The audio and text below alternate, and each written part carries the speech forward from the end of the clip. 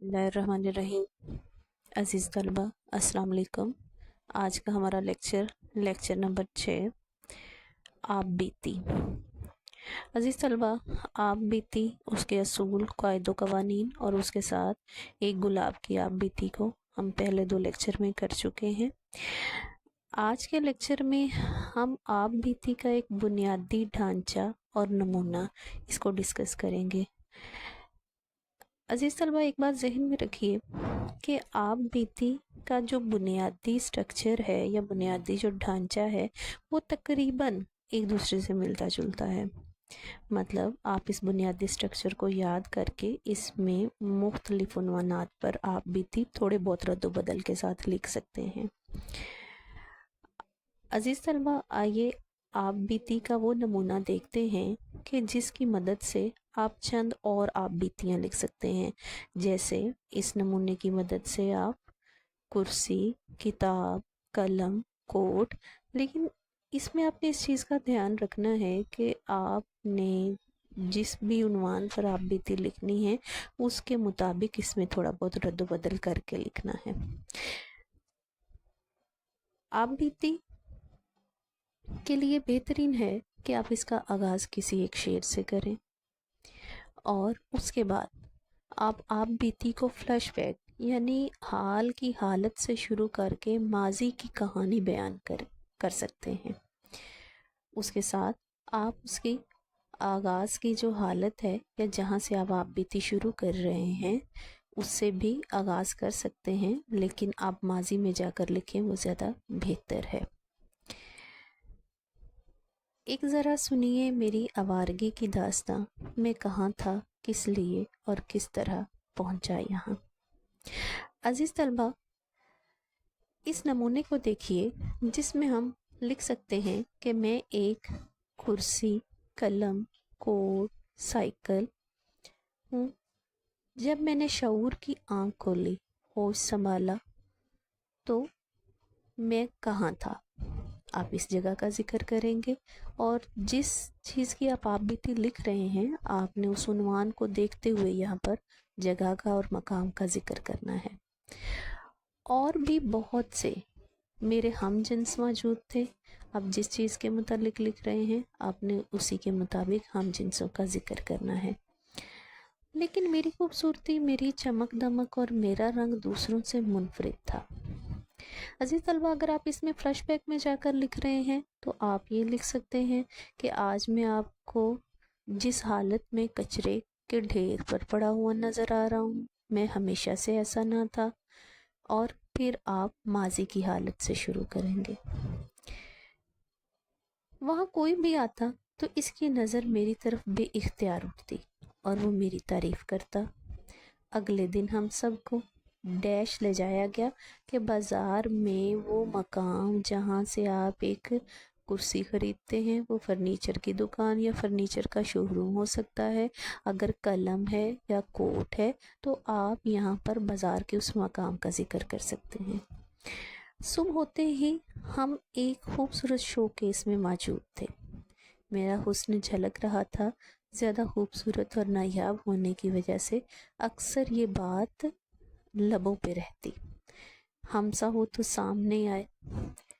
मुझे अपनी खूबसूरती पर बहुत नाज था और मेरी कीमत भी दूसरों से ज़्यादा थी। दुकान में जो कोई भी आता इसकी नज़र सबसे पहले मुझ पर पड़ती। वो मुझे ख़रीदना चाहता, लेकिन मेरी कीमत ज़्यादा होने की वजह से मुझे ख़रीदना किसी मामूली आदमी के बस में न था। यहाँ पर आप थोड़ी बहुत तब्दीली के साथ ये भी लिख सकते हैं कि मैं दुकान में शोकेस में मौजूद थी। जो भी ख़रीदने आता उसकी नज़र मुझ पर पड़ती। पहले आप जिक्र कर सकते हैं कि गाड़ी में 2 आदमी मौजूद थे जो गाड़ी से उतरे, मेरी तरफ आए, मुझे पसंद किया, लेकिन मेरी कीमत ज़्यादा होने की वजह से उन्होंने कहा कि उन्होंने चूँकि ये कुर्सी अपने मुलाजिम के लिए लेनी है इसलिए वो इतनी कीमत अदा नहीं कर सकते। उसके बाद आप इसके मौजू में और भी वसअत ला सकते हैं कि उसके बाद एक औरत अपने बच्चे के साथ आई। वो बच्चा अच्छा खासा सेहतमंद था। मुझे देखते ही वो मेरी तरफ लपका और मुझ पर आकर धड़म से गिर गया। مجھے بہت تکلیف ہوئی، اور اس کے ساتھ ہی مالک دکان نے بھی اس بات پر اعتراض کیا کہ آپ نے ابھی اس کرسی کی قیمت ادا نہیں کی تو آپ اس پر اس طرح سے بیٹھ نہیں سکتے۔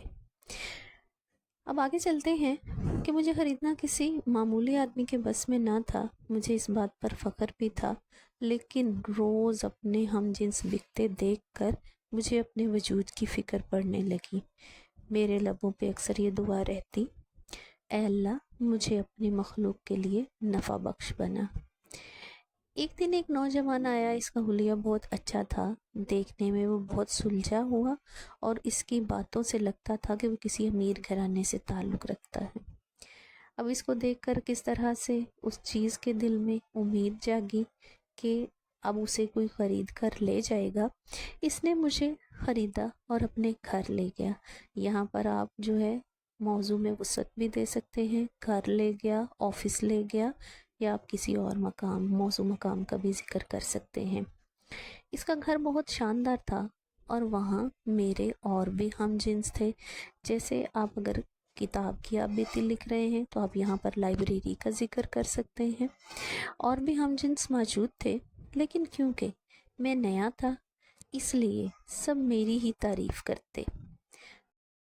جب تک بکے نہ تھے تو کوئی پوچھتا نہ تھا، تو نے ہمیں خرید کر انمول کر دیا۔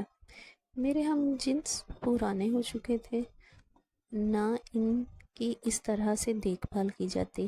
عزیز طلبہ یاد رکھیے کہ یہاں پہ ہم جنسوں سے مراد اس گھر میں موجود پہلے سے فرنیچر، پہلے سے موجود کتابیں، یا پہلے سے موجود کوٹ، کپڑے، یا کسی بھی چیز کا جس کے متعلق آپ بیتی لکھ رہے ہیں ان کا ذکر کریں گے۔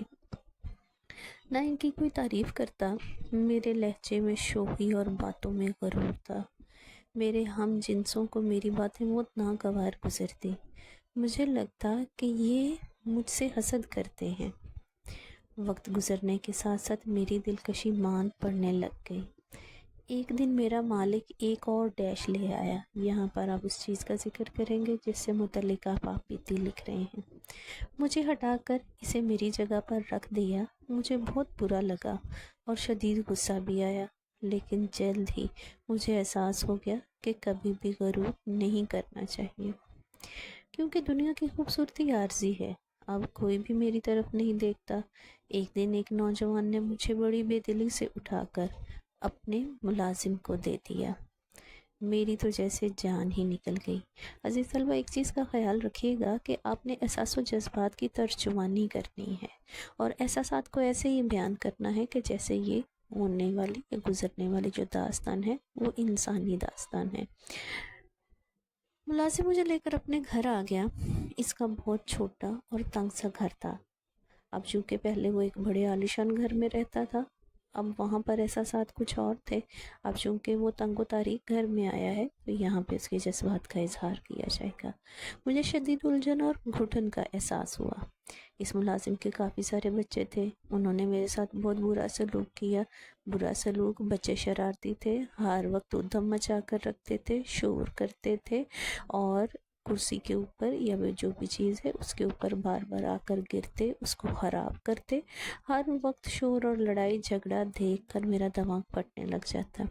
گزرے ہوئے وقت کو سوچ کر اکثر یہ خیال آتا، یاد ماضی عذاب ہے یا رب، چھین لے مجھ سے حافظہ میرا۔ وقت گزرتا گیا اور آہستہ آہستہ مجھے یہ سب سہنے کی عادت ہو گئی۔ اب میری حالت کافی خراب ہو چکی تھی۔ اس نے مجھے کچرے کے ڈرم میں پھینک دیا جہاں زندگی کے آخری دن پورے ہو رہے ہیں۔ موت سے کس کا رستگاری ہے، آج وہ کل ہماری باری ہے۔ مگر مجھے خوشی ہے کہ میں نے اللہ کی مخلوق کو فائدہ پہنچایا ہے۔ یہی زندگی کا مقصد ہے۔ یہ دنیا فانی ہے، موت تو ہر کسی کو آنی ہے۔ ترجمہ: ہر جاندار نے موت کا ذائقہ چکھنا ہے۔ عزیز طلبہ، آپ ان نکات کو یا آپ بیتی کے اس نمونے کو مد نظر رکھتے ہوئے اور بھی بہت سی آپ بیتیاں لکھ سکتے ہیں۔ عزیز طلبہ، گلاب کے پھول کی آپ بیتی اور ایک کرسی کی آپ بیتی، یہ آپ کی اسائنمنٹ ہے جہاں پر آپ مضامین تحریر کریں گے۔ اس کے ساتھ ساتھ یہ دو آپ بیتیاں بھی آپ تحریر کریں گے جن میں سے آپ کی بک میں سے بھی ہیلپ لے سکتے ہیں۔ کوشش کیجیے گا کہ آپ اس میں سیلف رائٹنگ کریں، خود سے لکھیں اور احساسات و جذبات کی ترجمانی کریں۔ اللہ حافظ۔